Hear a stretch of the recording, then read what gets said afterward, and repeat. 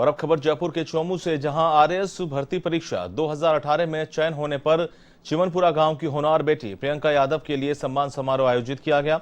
इस दौरान विधायक रामलाल शर्मा और सरपंच बद्री प्रसाद ससोटिया की मौजूदगी में होनहार प्रियंका को सम्मानित किया गया। साथ ही ग्रामवासियों ने प्रियंका को माला पहनाकर बधाई दी। इस मौके पर सभी ग्रामवासी मौजूद रहे।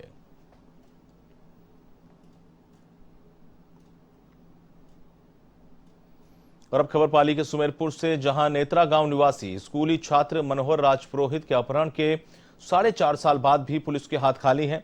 वहीं मामले को लेकर राज्यसभा सांसद नीरज डांगी ने केंद्रीय गृह मंत्री अमित शाह को पत्र लिखा है, जिसमें मामले की जांच सीबीआई को सौंपने की मांग की गई है। पत्र में बताया कि नेत्रा निवासी मनोहर कोचिंग के लिए फालना गया था, लेकिन वापस नहीं लौटा। इस बीच छात्र के परिजनों से फिरौती भी मांगी गई, जिसके बाद फालना थाने में अज्ञात लोगों के विरुद्ध अपहरण का मामला भी दर्ज करवाया गया, लेकिन पुलिस मनोहर को ढूंढने में नाकाम रही। ऐसे में डांगी ने गृह मंत्री अमित शाह से मामले की जांच शीघ्र सीबीआई से करवाने की मांग की है।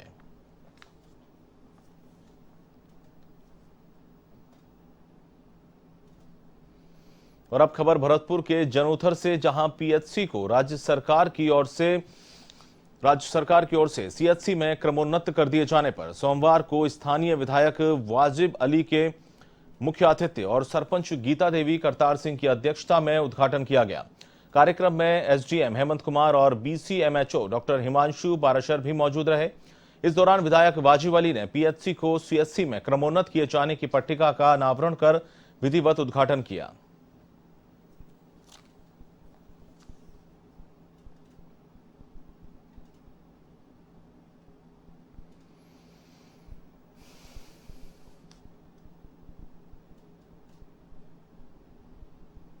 डूंगरपुर के महुड़ी गांव में बाइक सवार 4 बदमाशों ने फाइनेंस कंपनी के सर्किल मैनेजर के साथ लूटपाट की वारदात को अंजाम दिया। बाइक सवार 4 बदमाशों ने आंखों में मिर्च डालकर मैनेजर से करीब 1 लाख रुपए से ज्यादा की राशि लूट ली।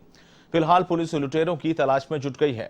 पुलिस के अनुसार फाइनेंस कंपनी के circle manager Vikram Singh loan की राशि वसूलने के बाद वापस लौट रहे थे, तभी बाइक सवार बदमाश रुपयों से भरा बैग छीनकर फरार हो गए। फिलहाल पुलिस मामले की जांच में जुटी है।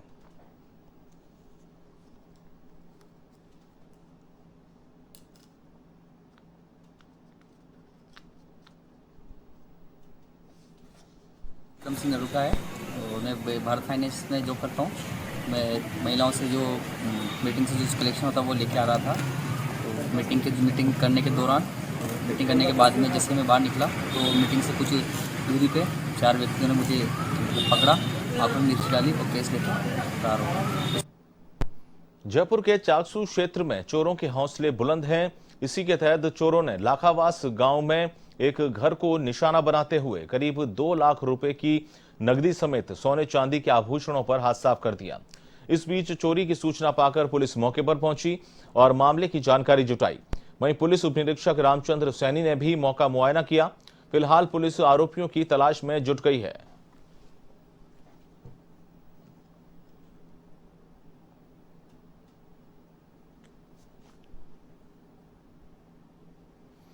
झालावाड़ में जिला पुलिस अधीक्षक किरण कंग की ओर से अवैध मादक पदार्थों के खिलाफ धरपकड़ अभियान चलाया जा रहा है, जिसके तहत पनवाड़ थाना पुलिस ने कार्रवाई करते हुए अवैध स्मैक के साथ एक आरोपी को गिरफ्तार किया है।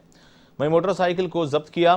थाना प्रभारी अशोक कुमार ने बताया कि नाकाबंदी के दौरान दहीखेड़ा सांगोद रोड पर बाइक सवार की तलाशी ली, जिससे 17 ग्राम अवैध स्मैक बरामद की गई और मोई खुर्द निवासी लालचंद मेहर को गिरफ्तार किया।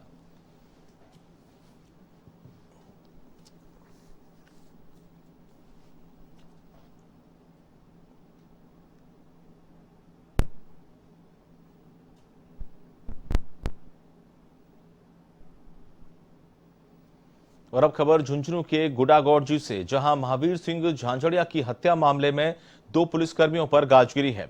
मामले की जांच कर रहे एसआई बुद्धि प्रसाद के साथ एएसआई देवेंद्र को थाने से हटा दिया गया है। जानकारी के मुताबिक 10 जुलाई को दुड़िया निवासी महावीर सिंह झांझड़िया पर बिच्छू गैंग के लोगों ने जानलेवा हमला कर दिया। गंभीर घायल युवक ने शनिवार को जयपुर के अस्पताल में दम तोड़ दिया। ऐसे में पूर्व विधायक शुभकरण चौधरी के नेतृत्व में ग्रामीणों ने आरोपियों को गिरफ्तार करने की मांग को लेकर धरना दिया, जिसके बाद एडीएम जेपी गौड़ और एएसपी वीरेंद्र मीणा की मौजूदगी में वार्ता हुई, जिसके बाद एसआई बुद्धि प्रसाद को थाने से रिलीव कर दिया गया। साथ ही एएसआई देवेंद्र को भी थाने से हटा दिया गया। तो वहीं मृतक के परिजनों को आर्थिक सहायता के आश्वासन के बाद धरना समाप्त कर शव का अंतिम संस्कार किया गया। तो वहीं दूसरी ओर पुलिस ने कार्रवाई कर 4 आरोपियों को गिरफ्तार किया है। साथ ही एक नाबालिग को भी निरुद्ध किया गया है।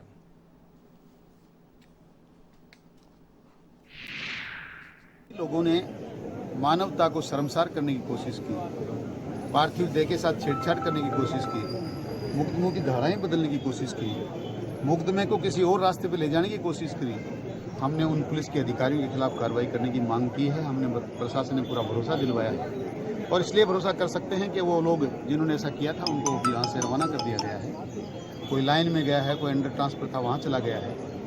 मुकदमे की तफ्तीश जिसको जनता चाहती थी, ऐसे निष्पक्ष अधिकारी को देने के लिए आदेश हो चुके हैं, वो जा चुकी हैं फाइलें, वायु आ भी चुके हैं। आर्थिक सहायता प्रशासन के पास जो व्यवस्थाएं होती हैं, जो वो सरकार व्यवस्था करेंगे। एक विधिक प्राधिकरण होता है जिसमें 5 लाख रुपए मृत्यु को मिलते हैं, जहाँ हत्याएं होती हैं वो उसमें चालान होने पर 2.5 लाख मिलते हैं और चार्जशीट फुटअप होने पर 2.5 लाख और मिलते हैं। एक महिला बाल विकास विभाग में कोई अनुदान का मामला भी होता है, वो भी जनता सरकार को करेगी। जनता ने अपनी तरफ से जो मदद करनी थी वो की है। और भी जितने लोग मेरे पास आए हैं, जिन जिनकी कोई पीड़ा थी, अपने मुकदमों को उन्होंने बताया, उनके आयु चेंज करवा दिए गए हैं। एक बाज़ार में लोगों को समस्या थी कि साहब हमारी दुकानों पे किसी ने ईंटें डाल के और हमारा दुकानों को रास्ता बंद कर दिया गया है, वो तय हो गई हैं। 102 की कोई धारा है, उसके तहत पुलिस ने उन्हें इनको जब्त कर लिया है और थाने में लेके जा रहे हैं। और सबसे बड़ी बात, जो लोग मुजरिम हैं इस मुकदमे में, वो 5 लोग नामजद थे, 5 के 5 गिरफ्तार हो चुके हैं। परिजन वगैरह जो मांग कर रहे थे, उनके सहयोगी या नेता लोग, जो पूर्व विधायक जो मांग कर रहे थे, उनमें से पुलिस से संबंधित जो बातें थी, आईओ चेंज किया जाए तो उसके लिए आईओ चेंज की सहमति हो गई। एक बुद्धि प्रकाश जो यहाँ से रिलीव्ड हैं, जो आईओ थे, उनको भी यहाँ से, क्योंकि वो ऑन ट्रांसफर है, तो उनको भी रिलीव आदेश यहाँ से जारी हो गए। सुमेरपुर पुलिस ने एसपी कालूराम रावत के निर्देशन में 8 साल से फरार चल रहे 3 स्थायी वारंटियों को गिरफ्तार करने में सफलता हासिल की है। इस कार्रवाई के लिए सुमेरपुर थानाधिकारी रविंद्र सिंह खींची के नेतृत्व में विशेष टीम का गठन किया गया था। टीम ने सिरोही, उदयपुर, बेकरिया, कोटड़ा और मांडवा में तलाशी अभियान चलाया। 4 फरार बदमाशों की तलाश शुरू की गई थी, जिसमें से 3 को गिरफ्तार कर लिया गया, जबकि 1 की मौत हो चुकी है। पकड़े गए तीनों बदमाश मारपीट के मामले में फरार चल रहे थे।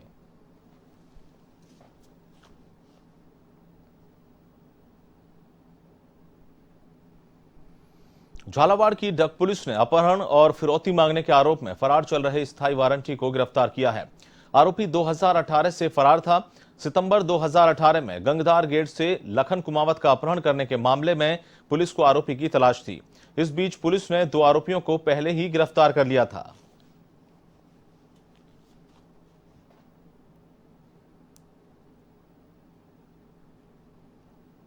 और अब खबर अलवर के रामगढ़ से, जहां नाबालिग से गैंगरेप के मामले में तीसरे आरोपी को गिरफ्तार नहीं करने को लेकर ओड समाज, विश्व हिंदू परिषद और अन्य हिंदू संगठनों ने जुलूस निकाला।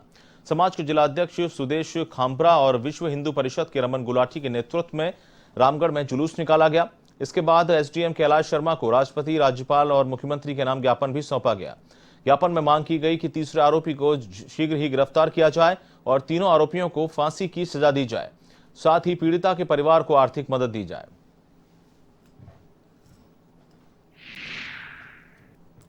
अत्याचार हो रहे हैं, हम हिंदुओं के ऊपर कहीं मंदिर तोड़े जा रहे हैं, कहीं हमारी बच्चियों के साथ में गैंगरेप किया जा रहा है, और उसके बावजूद भी सरकार का एक प्रशासन का दबाव देखिए कि 3 मुजरिम है उसके अंदर और 1 व्यक्ति को गिरफ्तार अभी तक भी नहीं किया गया है। उसका पहले तो जवाब दे, साथ ही बच्ची की सुरक्षा की जाए, उसके पढ़ाई का खर्चा सरकार वहन करे, उसको जब शिक्षित हो जाए तो उसकी सरकारी नौकरी की एक जिम्मेदारी जो सरकार है उसको उठाए और उसको पूर्णतः सुरक्षित करे कि वो देश और समाज में आगे बढ़ के अपना स्थान ले सके। रामगढ़ के मेवात क्षेत्र में जो 12 साल की बच्ची के साथ गैंगरेप किया गया, उसके अंतर्गत 3 लोग मुलजिम हैं, जिसमें से 2 लोग पकड़े गए हैं, लेकिन एक मुलजिम आज तक खुला घूम रहा है। उसको पुलिस प्रशासन क्यों नहीं पकड़ रहा? किसका ऐसा दबाव है जो वो खुला घूम रहा है? और वहाँ के जो परिवार के लोग हैं उनको धमकाया जा रहा है कि तुम हमारा कुछ नहीं बिगाड़ सकते। इस तरीके की मतलब क्रियाशैली क्यों हो रही है? क्या बहुत बड़े का विधायक का कोई दबाव है या पुलिस बिल्कुल निष्क्रिय हुई पड़ी है? अजमेर जिले के सेंद्रिया गांव में पीने के पानी का संकट लगातार बना हुआ है। बीसलपुर पाइपलाइन इस गांव से होकर गुजरती है, लेकिन बावजूद इसके अभी तक गांव के लोगों को घर घर कनेक्शन नहीं दिए गए हैं। पीने के पानी की किल्लत से जूझ रहे ग्रामीणों ने कलेक्ट्रेट पहुंचकर मटकियां फोड़ी और ज्ञापन देकर जल जीवन मिशन के तहत घर घर कनेक्शन जारी करने की मांग की। ग्रामीणों का आरोप है कि गांव में लगी टंकी से कुछ दबंग दादागिरी से पानी अपने घरों में भर लेते हैं। इससे बाकी लोगों को काफी परेशानी का सामना करना पड़ता है।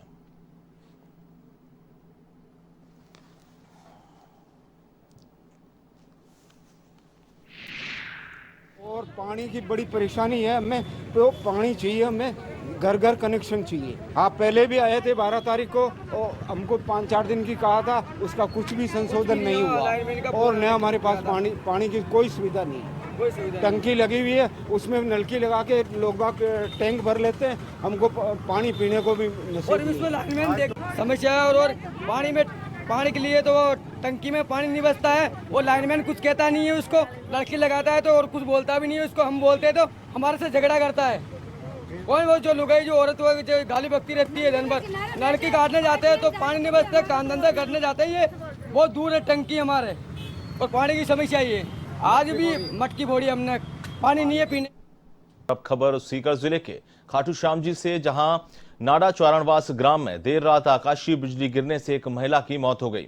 पुलिस से मिली जानकारी के अनुसार महिला राम प्यारी अपने घर पर कार्य कर रही थी। इसी दौरान बारिश आने के बाद आकाशीय बिजली गिरने से महिला की मौत हो गई। परिजन महिला को लेकर खाटू श्याम जी से सीएचसी पहुंचे, जहां डॉक्टरों ने उसे मृत घोषित कर दिया। ऐसे में पुलिस ने पोस्टमार्टम करवाकर शव परिजनों के सुपुर्द किया।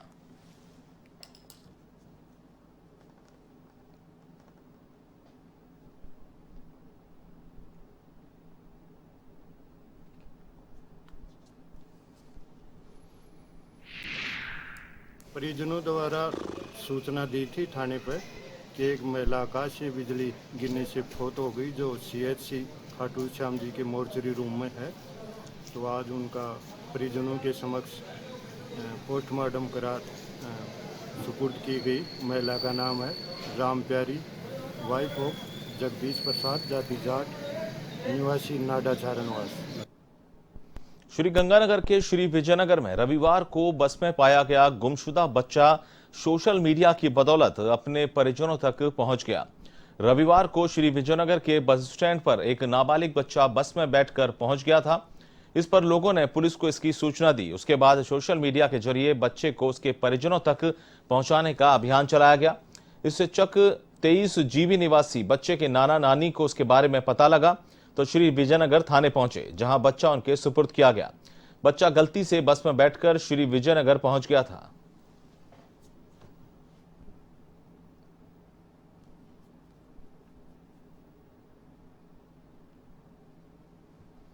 सवाई माधोपुर में भारी बारिश से नदी नाले उफान पर हैं, जिसके चलते आमजन को काफी परेशानी का सामना करना पड़ रहा है। वहीं नदी नालों को पार करते समय हादसे की घटनाएं भी सामने आ रही हैं। ताजा मामले के तहत शेरपुर खिलचीपुर के नजदीक नाले में 2 लोग बह गए। गनीमत रही कि कुछ दूर बहने के बाद दोनों को बचा लिया गया। वहीं झरेटी नाले के उफान पर आने से सवाई माधोपुर कुंडेरा मार्ग अवरुद्ध हो गया।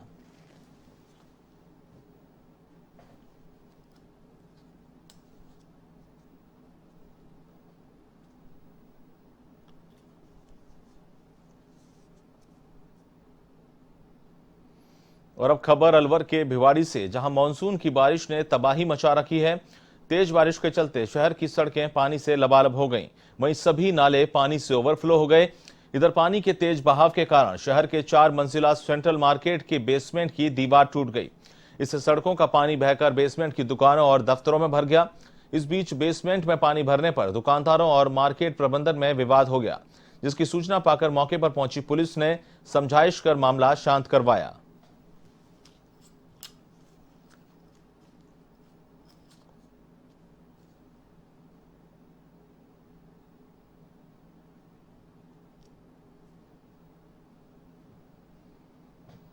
श्रीगंगानगर के नई मंडी घड़साना के वाटर वर्क्स की डिग्गियों में सैकड़ों मछलियों की मौत हो गई। हालांकि मछलियों की मौत की जानकारी से जिम्मेदार बेखबर हैं। मछलियों के मरने के बाद डिग्गियों से दुर्गंध उठने लगी। ऐसे में आसपास रह रहे लोगों को बीमारियां फैलने का डर सता रहा है। लोगों ने वाटर वर्क्स का पानी खाली कराने की मांग की है। वहीं मृत मछलियों की सूचना मिलते ही समाज सेवी ओम कंबोज मौके पर पहुंचे और संबंधित महकमे के आला अधिकारियों को अवगत करवाया गया, लेकिन सूचना मिलने के बाद भी महकमे के अधिकारी मौके पर नहीं पहुंचे, जिससे ग्रामीणों में काफी रोष व्याप्त है।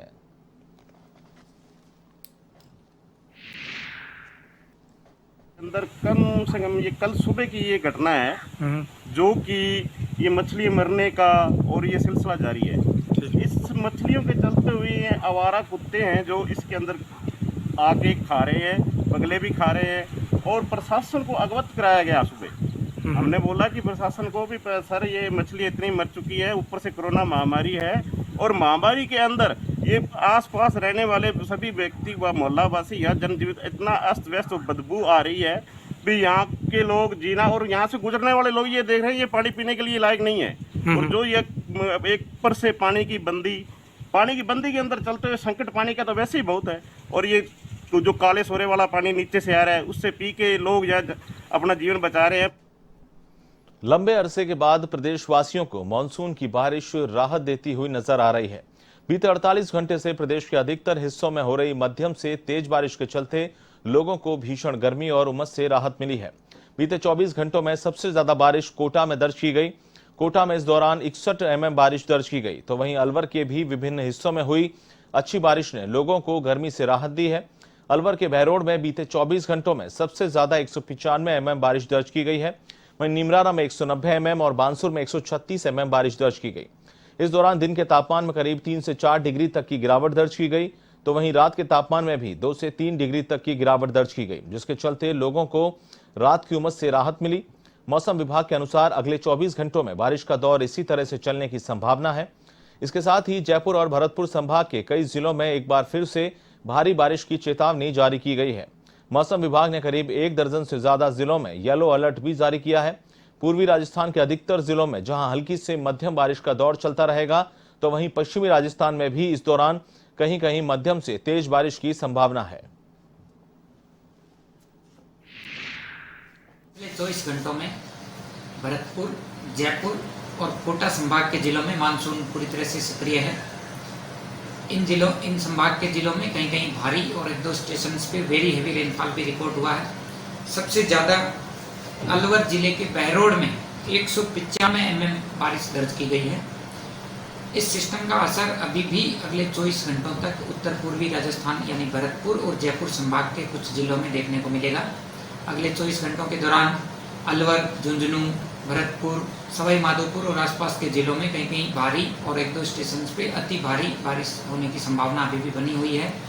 इसके अलावा अगले 24 घंटों के बाद यदि देखें तो 20 से 22 जुलाई के दौरान केवल कुछ एक स्थानों पर हल्के से मध्यम बारिश होगी, यानी कुछ बारिश की गतिविधियों में कमी होगी।